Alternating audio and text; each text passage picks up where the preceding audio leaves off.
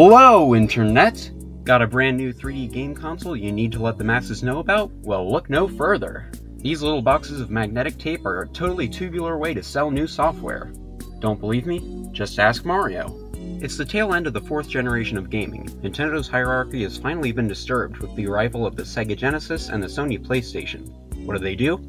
Well, they enter the home video market, making a series of VHS tapes to advertise their latest and greatest titles that would be freely distributed via Nintendo Power magazines or stores that dealt in video games. The first one was released in promotion of the N64's launch, featuring 3 elite gamers that get invited to tour Nintendo's headquarters and check out the latest titles, with the highlights being Super Mario 64, Pilot Wings 64, and Star Wars Shadow of the Empire. It's super campy and definitely a product of the time, but in a fun kind of way. We even get to see some early in-development footage of some games, like Mario Kart 64, which was originally called Super Mario Kart R and included Magikoopa as a playable character, as well as Kirby's Air Ride, a game that didn't release on the N64 and was instead pushed to the GameCube. The Star Fox 64 one has a bit more of a plot, although it's just as cheesy, sometimes literally.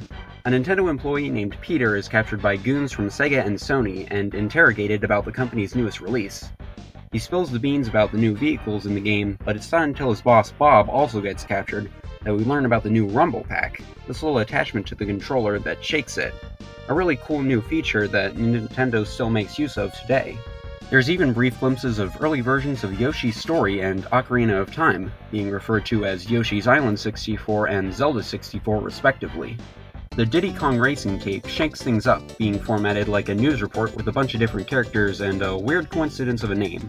Also, apparently Diddy Kong had a human girlfriend? Must be a Kong family tradition.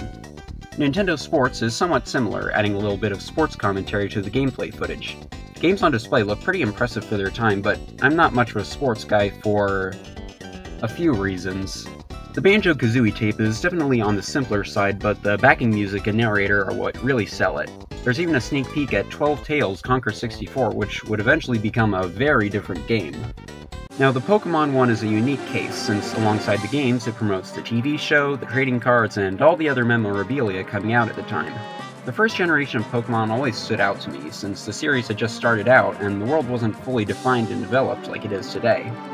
For 1999, we have Hot News 64, presented by an extremely enthusiastic Steve. Maybe a bit too enthusiastic. The main games on display are Rare's Jet Force Gemini and Donkey Kong 64, even throwing in that weird Donkey Kong Country TV show. The Hey You Pikachu one features a kid showing off the game to his friends and family. It's a cute little video, and it actually makes Hey You Pikachu look playable.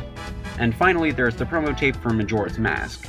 It's the most cut and dry of the tapes, simply interviews with Nintendo employees, but there's also a segment on Banjo-Tooie, and we even get to see Shigeru Miyamoto for a brief moment. These tapes are a really cool time capsule of Nintendo during the N64 era, and they definitely helped the company along in the heat of the console wars, so I'd say they're pretty good at their— Whoops.